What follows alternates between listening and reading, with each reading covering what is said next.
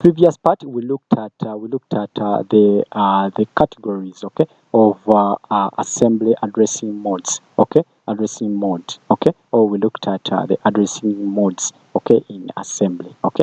So we are going to, in this part we are going to look at the register addressing mode, okay. So in the addressing mode, in this addressing mode, a register contains the operand, okay, and depending upon the instruction, the register may be the first operand, the second operand, or both, okay. So for example, let's go inside, let's create a file using nano reg, okay, .asm, like that, okay. So you, even if you don't create this file, okay, so we are not going to run anything, I'm just going to show you, okay. So let's use uppercase, okay. So for example, we can move the dx, okay. Dx is the register, and here we have the taxi, we can have the taxi rate, like that, okay. So this one is a variable, the taxi rate is a variable, okay. So here the register is in the first operand, okay. So these are operands, these two are operands, okay, these two are operands,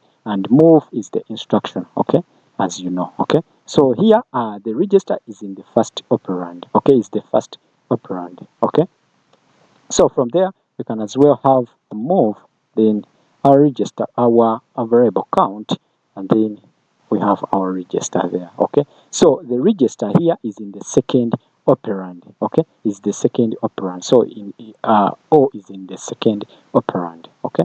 So from there we can as well have move ex, and then ebx, okay. So here we are moving anything, we are moving something with whatever is in ebx into ex, okay. So here both the operands are in registers, okay. So both operands are in registers, okay. So as processing data between registers does not involve memory, it provides a the fastest processing of data.